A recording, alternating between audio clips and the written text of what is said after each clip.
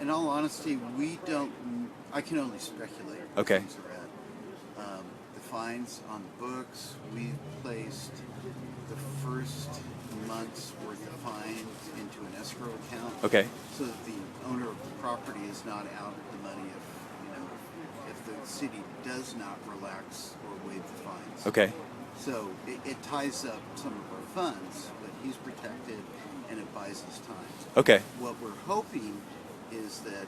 Well, okay, will you want me to speculate? Or Sure, go for it. You want facts or speculation? Facts Both. is we don't know. Okay, you don't know. They haven't come with any kind of. We haven't gone to the negotiating table. Okay.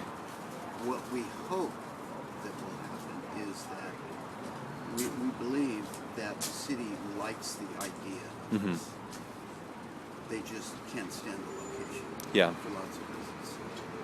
And we are not attached to this location. Okay. It was kind of an accident that this became our first spot. Which turned out to be fortuitous because we are right. We present the problem of homelessness and a solution, working solution, right out here in front of Goddamn. Yeah. And most of the support that we've received is from people who just happen to want money. Okay. So we have become a lightning rod for public support and for this backlash from the city, which has additionally helped our cause. Yeah. I mean, the cash donations went way up after the news of the code violations came out. Okay. So Awesome. what we believe will happen is that the city will come up with some sort of time frame. They say, okay, if you can be out of here before, let's say, June 1st, when they run the numbers on the tourist season, they will want us out of here before then.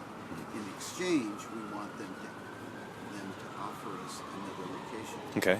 That is within this area, close to social services, close to meals, but not on the corner of 4th and Birdseye. Right. And we have several lots that we've picked out that would be preferential for us. Okay. There are barriers to entry to occupy those lots. However, if the city, in exchange for us leaving, they fast-tracked us onto that lot, that's a win for both of us. Okay. So, I mean, this area is actually kind of a compromise for us. I mean, it's noisy, it's not really big, Yeah. it's not paved, Okay. all sorts of things. So, it's our hope that we both come out the winners of this. Okay. Awesome. But it will mean that we will have to leave. Okay. You think that's going to happen either way? Yes. Okay. All right. How is this place different than other shelters? You talked about a couple things yesterday. Just if you could restate that. Well, shelters are fairly rigid in what they consider a viable population. So, for Portland Rescue Mission, you have to be a man, not a minor, an adult male, no pets. Yeah. Obviously, no women. No couples either, right? There are Yeah. women's shelters, women-only shelters that have similar requirements. I'm not so aware of what those are. But there is only one shelter way out in Hillsborough that accepts couples. Okay. So if you're a couple, if you have a dog, if you have a work schedule which doesn't align with the shelter's sleep hours, if you go to Portland Rescue Mission, it's nights out, lights out at 8 o'clock p.m. Okay. It's lights on at 6 a.m. And they toss you at like 6 in the morning, right? Yeah. Okay. You got to hit the streets. Yeah. And which is tough. Which is, that's annoying. Yeah. But what if your work schedule? What if you're working graveyard? What if you're working the night shift? I mean, they won't let you into the shelter when you get off of work because entry hours are over. Yeah. So we are much more. We will let people in any hour of the day if we have space. Mhm. The agreement that they make with us is that they're ready to sleep now. Okay. And if they aren't, if they need to go eat or whatever, it's like go handle your business and come back when you're ready to sleep. What are the rules here? They're pretty set rules, right? Yeah, no drugs. No drugs, no alcohol. No violence, and violence in terms of just simple assault. Yeah. Intimidation, threatening. Yeah. We follow Martin Luther King's nonviolence ethics. I mean, we're aligned with Sisters of the Road. Mhm. We're really picky about what violence means. Yeah. From 10 p.m. to 10 a.m., it's quiet time, so no loud talking.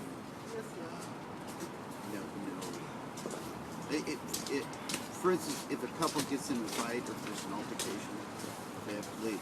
Yeah. And depending on how much of a disruption it was, they have to leave for half an hour or 24 hours or 3 days. Okay.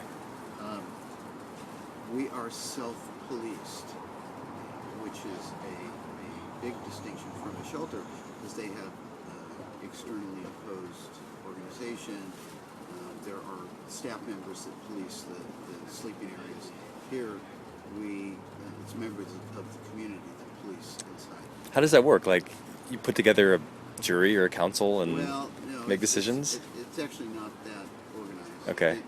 There is a body, an elected group of what we call RACs, Rest Area Coordinators, and they take on leadership roles and they respond to crises and are kind of responsible to making sure that the rules and policies are in fact followed. Okay.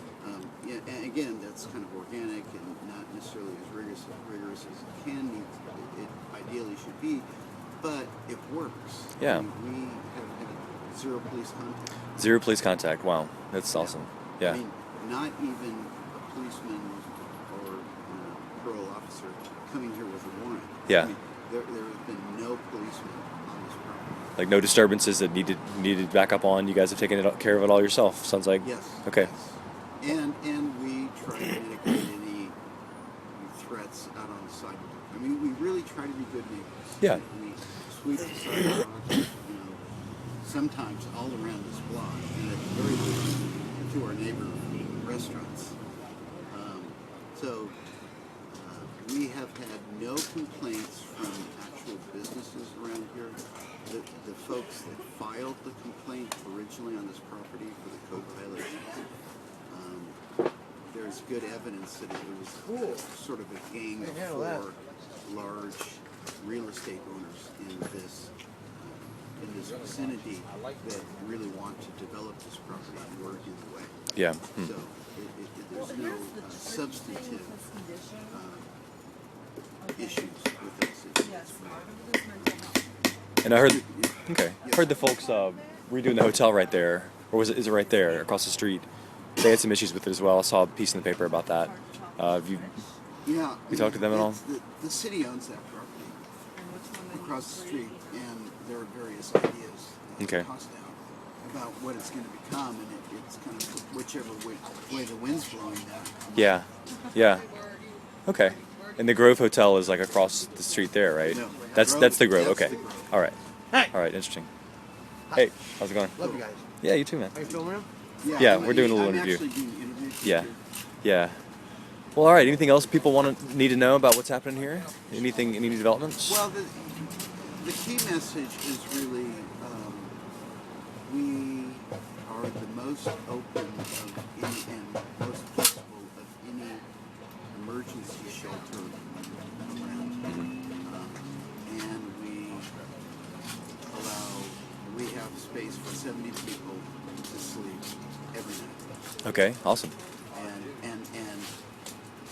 as opposed to UGM, that mission right there, it doesn't even open its doors unless it's below freezing. Yeah. Huh. And we're 24/7. Okay.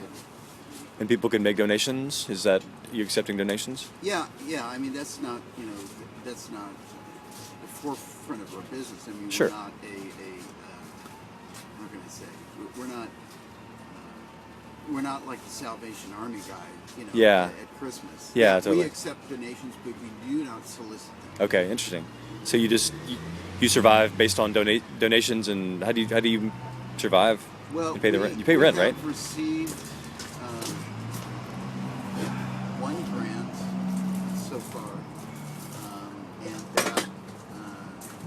and that's how can I say? That money is reserved for more strategic purposes. On a month-by-month basis, we're actually not drawing down our bank account. I mean, we seem to get enough in every month, and just small donations to cover expenses. Okay. Cool. Well, thanks for your work, sir. Thank you. All right. Have a good day.